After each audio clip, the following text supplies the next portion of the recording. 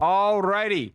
I am about to be joined by David Meniane, CEO of CarParts.com. It's a very interesting business.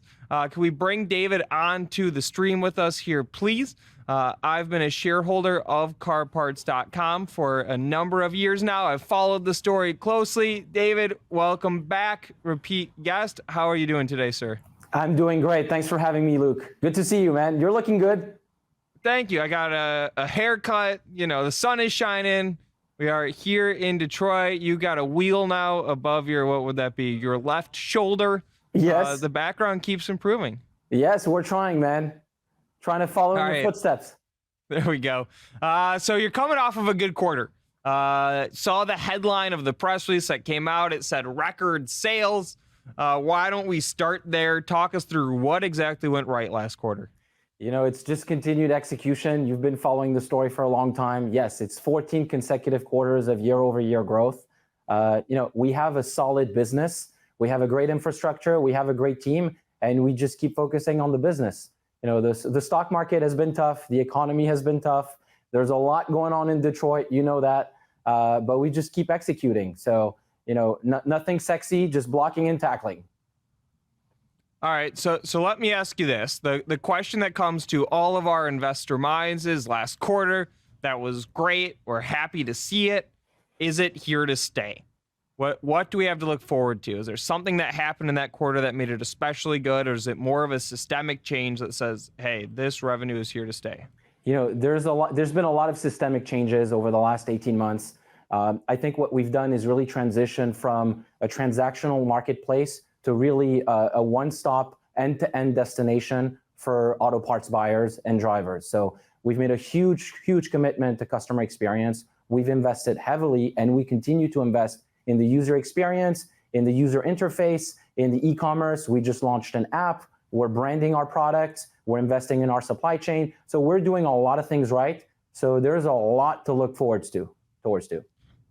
So I had the app on my list of questions here. Tell me what the app does for you, because I think about a car part purchase as more of like a one-off thing. I think about my app utilization as something that I use, consistently, regularly. What does the app do for the business? So there's a couple of things. Number one, yes, some customers buy once a year. Some customers buy more often. A third of our revenues on CarParts.com come from repeat customers. And over time, what we're doing is expanding the assortment to incentivize our customers to come back with more product. You have tools, you have performance, you have accessories. So we're giving them an opportunity to come back to CarParts.com and find additional stuff that they haven't found in the past. So that's number one. Number two, what it does is you're a shareholder, and obviously we have financial targets. And over time, the way we maximize value for shareholders is we grow the top line, but we also grow the bottom line. And what it means is lowering our customer acquisition cost. What we need is a direct access point from us to our customers. We give them value, we give them information, we give them maintenance and recall through the app, and we get them to come direct as opposed to coming through paid search. So if you think about it, our customer acquisition cost is, call it 12% or 13% of revenue. What happens to our financial metrics? What happens to the entire business when that goes to 11 or 10? All of that flows through to the bottom line, and that's how we deliver value for shareholders like you. And I would imagine with the app as well, you've got engagement opportunities. If you know what vehicle I have, what I've purchased in the past, you can then reach out to me as an app user and say, hey, you need a new oil filter or something along those lines. That's exactly it. It's, the ability to do customized, personalized push notification. Like ultimately, we don't want to just sell the parts. We want to be a destination for you to get the information. We want to be kind of that quote unquote smart friend. So if you're willing to download the app, we're going to give you great products at competitive prices, but we want to give you a lot more. Maintenance, recall, special promotions, special events, subscriptions. Like there's a lot of things that we can do with an app. It's very, very powerful. And remember, 80% of our traffic is mobile. Most people already shop on their phone. All we're giving them is just an additional tool. Okay, that's interesting. 80% mobile. Share buyback. This past quarter, in that press release, you told the world that you'd conducted a share buyback. Is this the first time you've done that? This is the first time in recent history, yes. I think, personal opinion, I think our stock is significantly undervalued. I think we've built a great business. We went from under $300 million to over $650 million in revenue. We've done that with increasing margin. We have a lot of cash. Last quarter, we reported $79 million of cash. That cash is earning interest, and we have no debt. So we have a solid balance sheet. We have a business that's growing, and we have repeat customers, and we're free cash flow positive. And so when we see an opportunity to return capital to shareholders and potentially reduce the share count, we want to take that opportunity. So we've done that over the last couple of quarters, and over the next few quarters, I think you can expect us, assuming we get board approval, assuming we still see the value as being attractive, I think it's a good way to return some capital to shareholders. And so you mentioned the $79 million of cash on the balance sheet. That seems like a big number to me. Is there significant capital expenditures we can look forward to? I know in the past we've talked about distribution centers. You just talked about the mobile app that's come out. Are there other CapEx opportunities you're thinking about for the business? There's always some maintenance CapEx and some additional capital expenditures that we're making. The beauty about our business is we can self-fund all these expenses. So if we're going to open a new warehouse, we can finance this ourselves out of the free cash flow from the business. If we're going to invest in an app, we can do this with the current resources. So we've become very good at opening warehouses. Obviously, since you've been covering the stock, we've opened 3 or 4 buildings.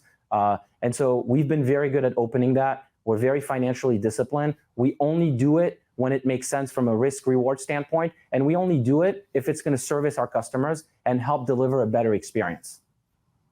This is less of like a pure financial stock question, more of like a business question for you. So you've got several locations now, and it has been fun being a part of the journey and watching them develop over time. As CEO of the business, how often do you make it out to some of those various locations?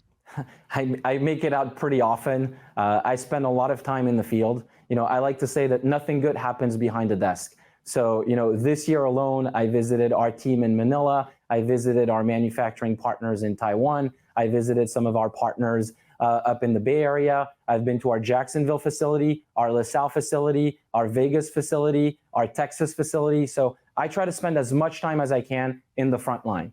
I like to think of our business as, it's focused on 3 pillars. It's our people, it's our product, and it's our customers. So if I think about how I spend my time, I want to be talking to customers. I want to be listening to customer calls and reading customer reviews. I want to be talking to our people here and in the warehouses. And I want to think about our product. How do we create better product at more competitive prices? So that's how I think about my job. Awesome. I have 2 more questions for you. The last one is always the same question, what you're most excited about. But before that, what about B2B application? Is there a B2B business to be had here? You've talked about in the past how 90+% of car parts are purchased brick and mortar. A lot of them, I'm imagining, are at service centers where people are actually getting work done. Do you ever think about a B2B business? Yeah, definitely thinking about it. As we think about leveraging the capabilities that we've built, supply chain, e-commerce, an app, all the assortment, there's an opportunity for us to expand that business. I think over the next couple of years, it's going to grow. But what I'm most excited about is really the direct-to-consumer, the carparts.com business, and really the app. Financially, it makes sense because it reduces our reliance on marketing spend, but really externally facing, it's better for the customer. It's a faster, it's a better experience, and it's more value-based. We're not just trying to sell you the parts. We're here to serve you. We're here to deliver value. So the app is what I'm most excited about for sure. There we go. And David, I said I was out of questions, but I did have one more. UAW strike. Driving into the office here in Detroit, Michigan, I drove past the picket line today. I saw the strikers out there. Well, it's a sad situation, especially for our, tight Detroit geographic area that has significant impacts. I would imagine for your business, it's a little bit of a catalyst in that fewer new vehicles are rolling off of the production lines. And that means that existing vehicles are on the road for longer. Is that the right way to think about it?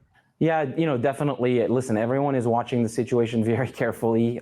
You too. It's definitely sad to see what's happening. But yes, I think it is an opportunity. If there are less new cars on the road, less new cars being manufactured, there is an incentive for customers to keep their car longer. And there are opportunities And it is easy to maintain your car for much longer. Cars today, on average, are 12.5 years old. Over time, you're going to see cars on the road for 15, 20, 25 years. And what that means is they need parts. They need quality parts at competitive prices. Ideally, they buy them from us. But over time, I think it's going to be an opportunity for sure. Awesome. David, I appreciate you joining us. I appreciate you joining us just about every quarter. Like we both mentioned, it's very, very exciting to watch the business evolve. You know, you've led a full digital revolution here from a business that's existed for a very long period of time, bringing it into the 21st century. So, you know, thank you for what you're doing for us as consumers. Thank you for joining us, and I wish you a wonderful day ahead. Thanks for having me, Luke. PRTS to the moon. Talk soon. There we go.